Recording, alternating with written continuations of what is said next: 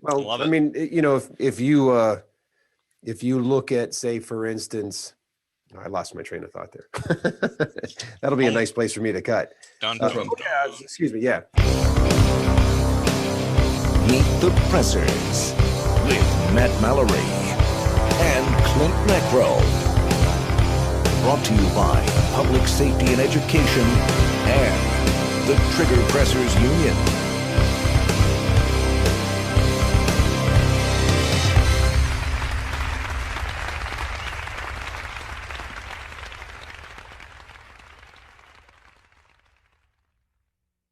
This episode is brought to you by Mountain Man Medical.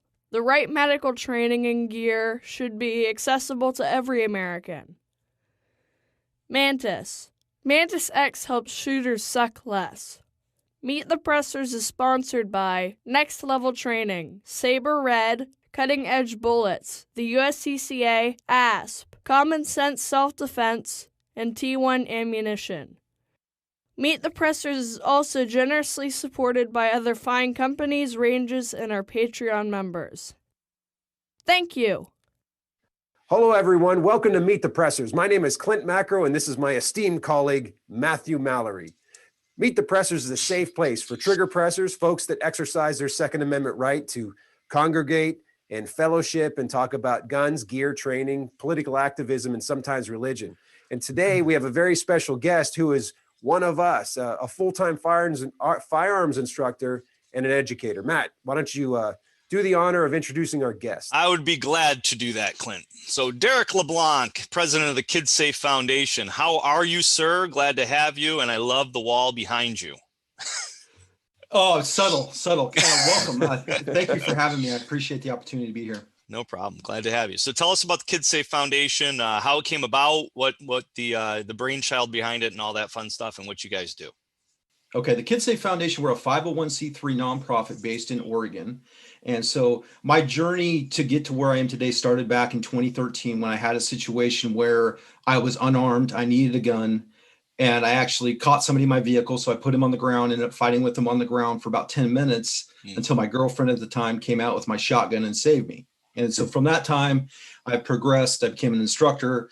About 2014 is when I started working, developing a program for kids. You know, being from Eugene, Oregon, I was concerned about the Eddie Eagle being kind of well received in my area. And so I kind of looked at other ways, and I started developing my own. And so about 2 years of hard development, and we became a nonprofit in 2016.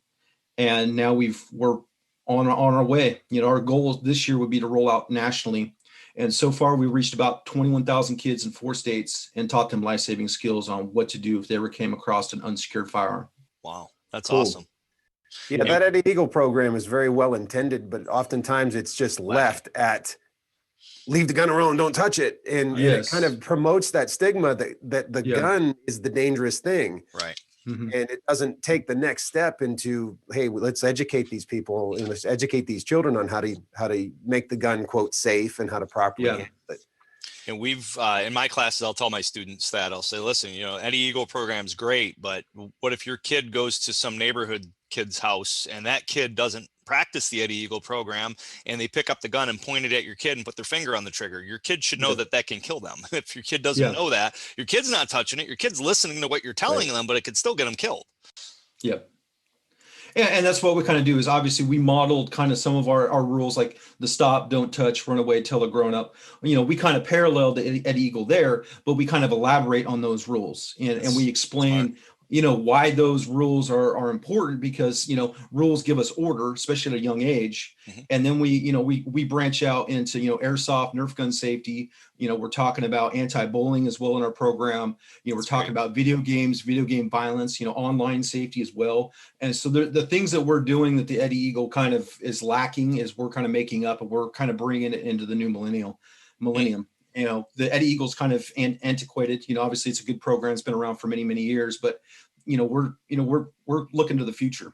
And so we're starting to translate our stuff in different languages because we're following the data. You know, there's no education for kids in, you know, Latin homes or Chinese, Russian. You know, we're also working on American Sign Language as well. And that way, you know, we want to be able to reach every kid. And it's not Awesome. just the kids with guns in the home. And I've kind of modeled our program similar to water safety, right? Is like we teach every kid in America how to swim because we don't want them to drown. Okay. That's the same concept behind our program. Is it's for every kid.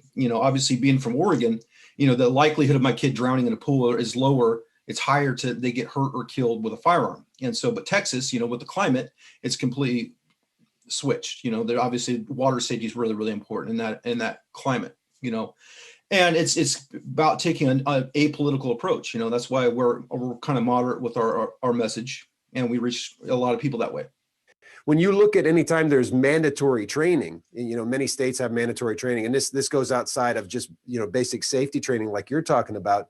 It kind of shows that the training is just for one slice of the population, Yes. for the person that's going to potentially buy the gun. Well, I think gun training, like you just, alluded in your comment, gun training is for everybody, no matter, whether you own a gun or not. And so when you talk about mandatory training, like it's not really mandatory, it's just for that slice. I think this kind of message at the grade school level across the nation would be a huge service to mankind, and also help those kids to grow up and responsibly exercise their Second Amendment right, because they would know how to do it safely. Yeah, and so back in 2019, I actually wrote legislation here in Oregon that would authorize our program at all the first grade of the public schools. And we had a good run. There was 37 anti-gun bills that year, and then there was our bill, and there's only 2 bills that got a public hearing, and ours was one of them. Wow. We started that conversation, and it actually opened up a national dialogue. And so when I'm talking to Nebraska, Hawaii, there's lots of interest in what we do, because we can do from day one, we can save lives, and it's through, viable solutions. And it's not about finger pointing. It's about having a common sense conversation about the safety of our kids. And so that's, I look forward to maybe going back next year, depending on, the political climate, and trying again. Yeah, your political climate in Oregon is pretty hostile when it comes towards the Second Amendment. That's fair to say? Oh, very, very hostile. We're ramping up right now for another huge battle in the legislature, which, it ultimately will do nothing to save kids.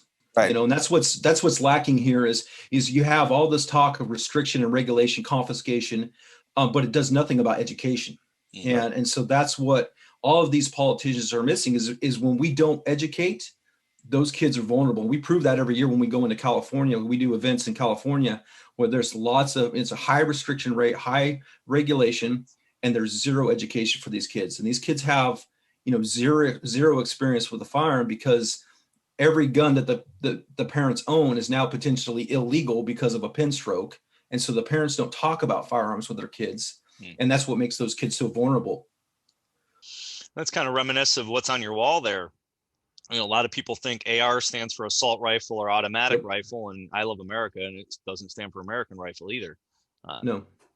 Armalite rifle, and it's been around 50 years, but people still think that it's a big, bad, scary gun. The AR, it's been around for 50 years.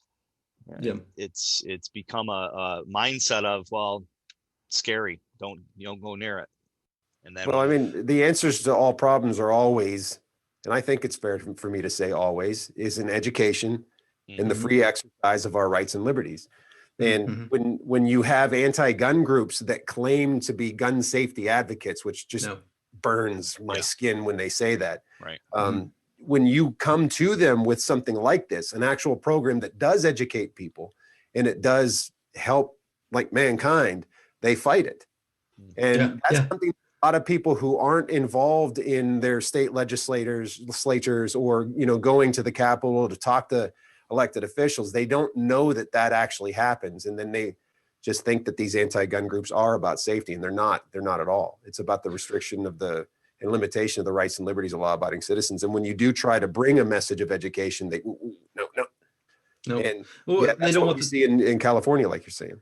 Yeah, they don't want the truth getting out, because obviously they're fundraising, all their salaries are being paid off of the misinformation, right? Yeah. And so we have organizations that come in like ours that are, obviously we have a positive message when it comes to safety. Obviously I'm not standing on my soapbox preaching arm every kid. That's, and that's what they think that we do. Obviously what I want to do is arm the kids. Well, no, they know that's not what you do, but that's what they tell the people that don't know. That's the narrative Yeah. they put out. Yeah. And that was the most interesting part about my legislative run is when we got to that public hearing, we got to present our side. Everything was going well. All of a sudden, the antis, they got their side. They got their opportunity. And fortunately for us, the committee that we're in front of was the education committee. They actually turned on the anti-gunners, which was amazing, because they cited a failed Rutgers study from 2017. And so, that kind of helps me going forward. Now I know where they're going to be. So now I can tailor my message to those legislators and say, okay, we already know where they're going to go. So Right. now I'm going to be here waiting for them. Let's have a conversation. You're going to ambush them. No, not necessarily ambush them, Well. but hold the line. I Yeah. want to hold the line. And the way I kind of look at what I'm doing here in Oregon is kind of reverse incrementalism, right? Is they continue to take. Well, I want to be on the offensive. I want to take a little bit back. Mhm. And it's through, a good positive message. It's through, good information being put out to the public. It actually shows that there's nothing wrong with that AR-15, like what you're talking about on the wall. If we look at the data, less than 2% of all violent crimes is committed with a rifle. More people are killed with hammers. Yep. Or, why aren't we talking about fentanyl? If we're really concerned about lives, why aren't we talking about that? Hey, if we're concerned about young lives, why are there so many abortion clinics? Right. Yeah. The inner city youth, inner city drugs, you got all that, and that's not an issue. Yeah. Yeah, it's all political. It's all a motive, all a direction that they go in, and they pull the sheep over the wool's eyes, or wolves. How's that go? Yeah, I don't know how we might need something something there like too. Little faux pas. This is Sarah Joy Albrecht with Hold My Guns, and this is Meet the Pressers with Matt Mallory and Clint Macro. Meet the Pressers. So now you brought your message to DC. You were at the DC rally last year, correct? I think that's when we originally met last year at the DC rally in person. So it was pretty cool event. And then this year it was online, virtually. Yeah. And speaking of online, you've got some virtual classes I'm seeing up on your website: virtual gun maintenance, virtual dry fire class, virtual intro to handguns. Yeah, so we've kind of, as a full-time instructor, I have a separate company, and so what we're starting to do is more online training. Is one thing that we've had to change because of COVID is we've had to kind of change. We were shut down for 2 months. What we had to do is we had to kind of transition from the in-person teaching to online. So we're working on right now with our website for the Kids.Safe Foundations. We're working on an online platform where people from all over the country can log in and get educated, educate their families. So we're looking forward to the future and using technology to our advantage. And hopefully in next month or so I'll finally have the copyright and the trademark done. And so I'll be able to reach out to instructors across the country and say, hey, can you help us educate the kids in your community? And so we can kind of use the blueprint that we developed here in Oregon and use it in those communities to educate and empower. And what's pretty cool about what we do here in Oregon is typically when we're doing events in the public, like we have these big inflatable BB gun ranges, and they're made by Daisy, and so we can blow them up. And so we reached about 6,000 kids in 2020 with these. And so we blow them up, we teach them the 4 basic safety rules, and then we get to shoot BB guns. And so my goal here is this blueprint that we've created in Oregon is we can kind of replicate that in different states. And, typically when we go into an event, there's, the Moms Demand Action or something like this, they'll actually pack up their tables and leave because they cannot compete with our energy, our positive vibe. Everybody wants to join. I mean, I even have kids from, kids that are wearing red shirts come, and I was like, hey, come, let's learn about safety, and let's, everything's about being encouraging and building up our children. Yeah, absolutely. And when he says blow up, Matt, I don't know if you've seen it. He doesn't mean like blow up, like you blow up stuff. Tannerite, to inflate. I know. My heart went, whoa, Tannerite, and then he meant like a bounce house. I got it. Hey, Yeah. not a bounce house. I get that so many times. You'd be surprised how many kids I see come running across the gym, kicking off their shoes, come Really? sliding into the rain. Oh yeah, they think it's a bounce house. Okay, this is not a bounce house, and they Yeah, start this- crying, and it's horrible. that wouldn't be good. That makes Yeah. that makes me think of our zombie shoots. I've had people call and say, "Hey, can I come dressed as a zombie?" I'm like, if you want to get shot. No, that's not a good Wait, idea. so tell me more about these zombie shoots. What do Yeah, you we guys just do have there? zombie targets. Have 5 different lanes. One's a hay bales with zombie targets on it with a crossbow, so we're shooting at a basically a zombie target on a hay bale. We got spinner targets. So we've got some Oh, cool. 22 bolt action that we shoot at with a scope at a long distance, and then we got some zombie bleeder targets. So it's just teaching people with 22s and a crossbow on safe gun handling and getting them. We've had a lot of people that never thought they'd want to use guns that actually left there wanting to buy guns. So it was kind of That's a awesome. fun event. Yeah. Yeah, I've had pretty good success with just setting up like virtual training opportunities with just using CERT pistols. Yep. And so people can learn the safety rules and how to apply them in context using a CERT pistol. Obviously, we're not unloading and having, cartridges come out or dummy rounds, Right. but at least the handling aspect of it. And then usually then they get to shoot it a little bit and they start to kind of sparks an interest and they're like, hey, what's it like to shoot a real gun? And then now you've kind of got the hook set. Yep. But there's a lot of things out there now that weren't, say, 10, 15 years ago, some resources that parents can use to help educate their kids. Your message, that program is there and that's starting to grow more. And then you've got like the books like from Yehuda Remmer. I don't know if you know Yehuda, but I do. his kids' books. And then, Rob Pincus had a book come out. I think they're doing a collaboration. Mhm. I just did an article on Personal Defense Network about training your next generation of family first responder. And of course, like Beth Alcazar from USCCA has written She's quite a great. few things.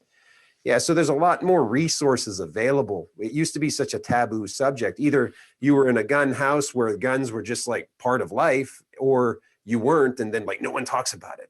It's like Yeah, that yeah. crazy brother-in-law. No one talks about him. But I think by avoiding the situation, by avoiding it, it stigmatizes it to the point where, what did you say, Matt? Once we were on the show, you tell a kid not to touch it. What do they do when you turn your back? They want to touch it, right? Especially boys. Yep. Yep. So talk Definitely. about it. Break down that stigma and encourage them to do it properly and safely. Empower them with the knowledge. Relating it Yeah, a lot that's like that. vehicles that's exactly the same concept. You put a vehicle's a scary object when you first start driving it. It's scary. It's some big piece of metal. Gun's no different. It's a tool. Well, and what we're trying to do is normalize the gun. Yeah. Normalize gun ownership. Obviously what the greatest thing that we learned through the COVID and the pandemic and the social unrest that we had is there's tons of new gun owners. I mean, we sold 8 million guns, I think something like that. Yeah. 5 million new gun owners, so they're coming into the fold. And so with that, it's really, really important that we sharpen our message and make sure that we're reaching a broader base, right? And it's, we don't just say, come and take them type mentality is we want to be welcoming to those new gun owners because, their experience, their backgrounds might be a little bit different from you and I. And so education, we're able to, get them the experience that they need, that they can actually represent their 2A rights in a proper, safe way. Part of what makes us unique as well is we actually follow up with live fire training for the kids. Good. And so we do a kids firearm safety 1 class at a Cabela's location. Cabela's Bass Pro Shop. They've been tremendous partners and sponsors of ours. Awesome. And so this Saturday, actually, I'll be on the range with kids. And so we start the kids about 6 years old, depending on their maturity, and we start with rim fires. And so, typically on a typical class, we'll get 60 to 70 rounds downrange. And so with 60 to 70 rounds comes 60 to 70 repetitions. Mm-hmm. And that's how these kids are going to learn, is through, a safe, controlled environment that, repetition. And a lot of kids that come to us, the parents never liked guns. They were afraid of guns, but they saw the value of education for their kids. Once they join us on the range, the kids kind of get the bug, and they understand, obviously how the gun works, the 4 basic safety principles, and we get them shooting. And some, probably 22% of the kids that join us on the range, the parents actually buy rimfire rifles so they can continue the education with us. And that's how we expand our base, our footprint, and our 2A, foundation is through, being real good with the message. That's awesome. It is awesome. So Yes, how many kids do you have? I have 2. There you go.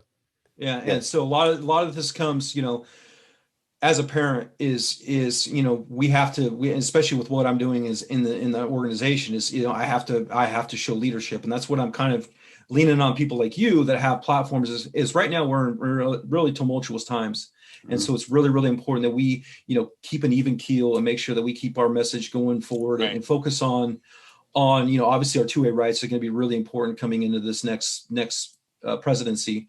But we also have to understand how we're going to relate with others, especially if we have a platform, is how do we make gains with those that might be on the fence? And because, ultimately it comes down, we're going to need votes. You can't alienate them. Yeah. So we need all hands on deck. Yeah. Agreed. A hearty harumph. Rump. Yeah. What have you found to be the I'd say the hardest hurdle to overcome when you're looking at this whole umbrella of a thought or a goal, a direction? What's been the hardest thing to actually overcome? Fear.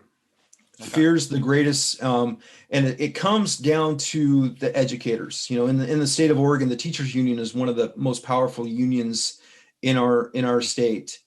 And so you'd be so surprised how many parents and kids that I've seen that have been told by their teachers that guns kill them. And so basically they're instilling fear of an inanimate object at a very young age. Yeah. And so they come to us, I show them, the AR-15, the big bad AR-15. I show them how it works. I answer any questions that they might have. And they're like, well, that's weird. My teacher didn't say that. My teacher said that little bullet just rips through flesh. And I'm just like, so, as an educator, that's a problem for me, because I think it's really, really important is as parents, we have to kind of monitor what kind of information comes into our kids. Right. And so, it comes through either social media, comes through video games, YouTube, the teachers, and so as parents, it's our job to be, really involved and show them that, these are tools, they're not toys. That's why, everybody talks about Nerf guns. I get some heat from the Nerf guns, but at an age like 4 or 5 years old, I don't want kids pointing Nerf guns at one another. Sure. And some of the parents look at me like I'm weird, like I'm a FUD. But the reason I say that is what we have to realize is from 2 to 7, our kids engage what's called magical thinking, where they don't have enough life experience, they don't have enough maturity, and they're getting their information from their environments, which is either YouTube, video games, Facebook, TV, violent TV. And so it's or really, parents. really, or parents. Yeah. Or parents. Yeah. But, so it's important at that age that, they could be picking up Nerf guns and pointing them at one another.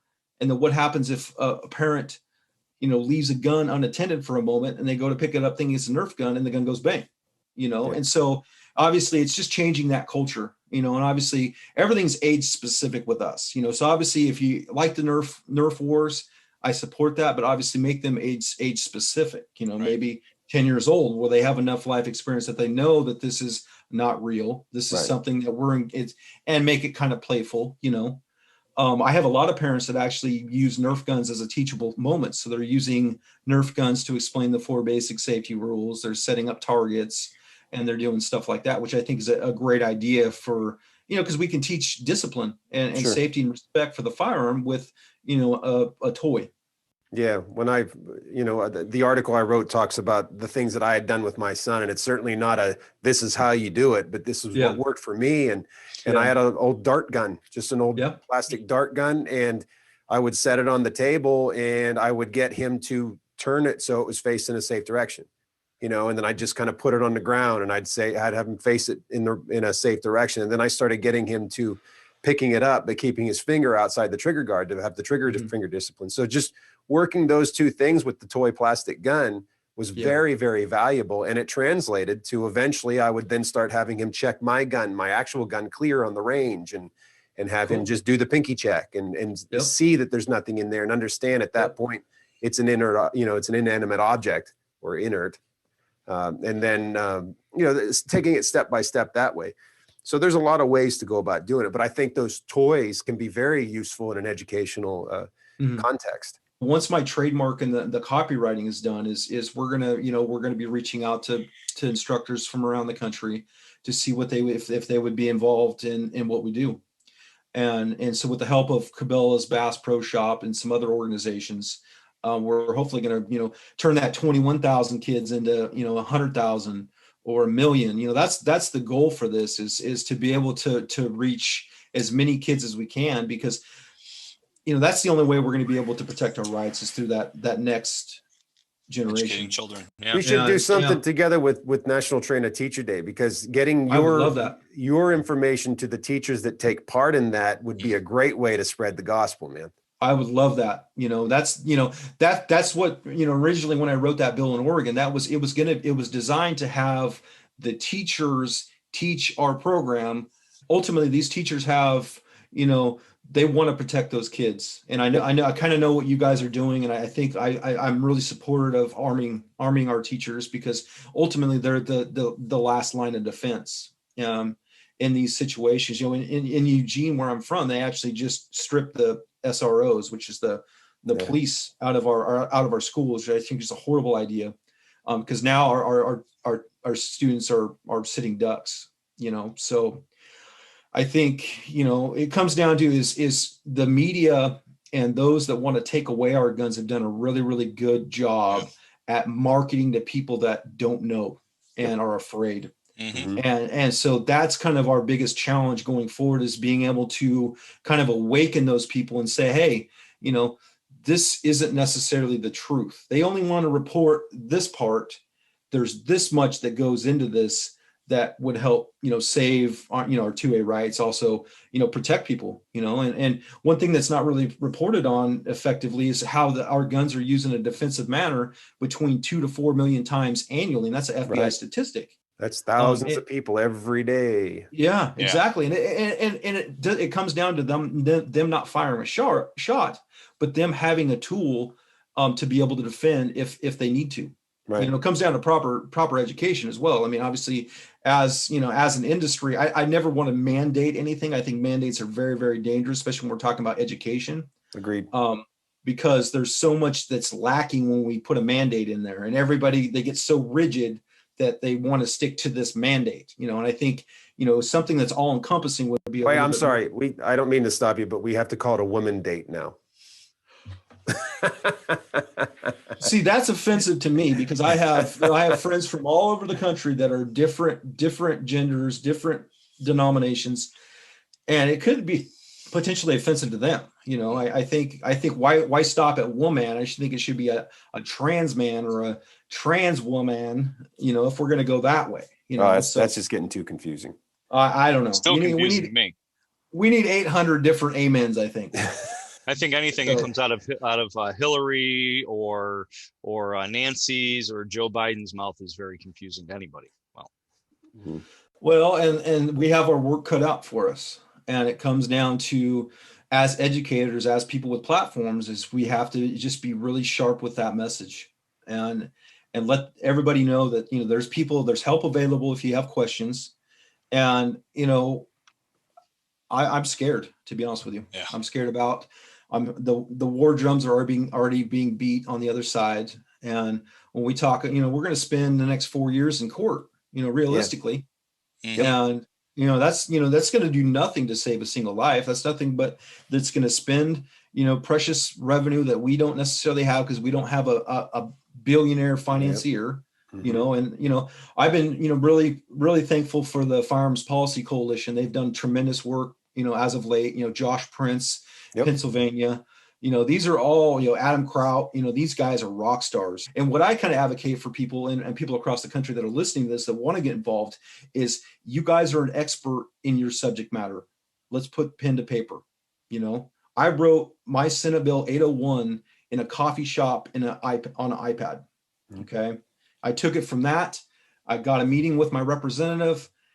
He liked it. He endorsed it. I got 5 other co-sponsors. Now we're in business. Wow. From both sides of the aisle, because it was common sense. It was only a page and a half. It wasn't 5,000 pages. It was simple, to the point, and it did what it needed to do. That's awesome. And so that's what I would encourage us as advocates across the country is, focus on something that you'd like to see changed in your local state and put in the work and figure out how the system works and the process works and get it done. Yep. And that's the way we put them on their heels. They're always on the offensive. Let's put them on the defensive by putting out good, meaningful legislation that can actually make a change for the good. Great advice. Sometimes we get caught up in our day-to-day lives and work and business and stuff that we're like, well, we'll leave that to the politicians because I'm busy making a living and trying to provide for my family. And we don't realize that if not us, then who? If not me, then who? Yeah. And I love that, us as gun owners are hardworking, diligent. We take care of our families. But it comes down to is service, right? We have to serve the public or we're going to lose everything. And so we have to make a sacrifice somewhere. If that means we don't go bowling on a Tuesday night because we want to, send emails to our legislator or representatives, or, if we skip an event a week to put in that extra few hours to make the contacts that we need to build the relationships, then that's what we need to do. Ultimately, it comes down to, it is not my responsibility to protect your rights. And, and ultimately it's everybody's responsibility, all hands on deck. And so, different experiences, different professional experience are going to help influence the way forward. Tell us how, or tell our viewers or our listeners how they can learn more about your program, maybe talk to you. What's the best way to communicate? Okay, so you can find us on either Facebook, Instagram, Twitter, or TikTok. We're on TikTok now. Or you can find us through our website as well, kidsafefoundation.org. I'm always available. You guys can shoot me an email through there and I'll get back to you as quickly as I possibly can. You can also get involved. You can also help support us. There's donation links there. We're also on Patreon as well. And so there's a way, for you to get involved and kind of help keep us going. Our biggest challenge is the funding, because we don't have a Michael Bloomberg in our pocket. We got me and some really good volunteers that, believe in what we do and seeing how it firsthand affects the community in a positive way. Awesome. Well, thank you for taking the time to join us and coming on the show. Yeah, great. Thanks for having me. No problem. Keep kids safe. I will. There's lots of sponsors that make this show possible, like Mountain Man Medical. Check them out and give them your business. This episode is brought to you by Mountain Man Medical. The right medical training and gear should be accessible to every American. Mantis. Mantis X helps shooters suck less. Meet the Pressers is sponsored by Next Level Training, Saber Red, Cutting Edge Bullets, the USCCA, S.A.F.E, Common Sense Self-Defense, and T1 Ammunition. Meet the Pressers is also generously supported by other fine companies, ranges, and our Patreon members. Thank you. Thanks for watching or listening to our show. Make sure to like, comment, subscribe, share, click that little bell thingy so you know when the next episode's uploaded. Support us on Patreon. Come to one of our classes. Host us to come to you and do one of our classes at your location. And until next time, Adieu. Thank you for watching Meet the Pressers.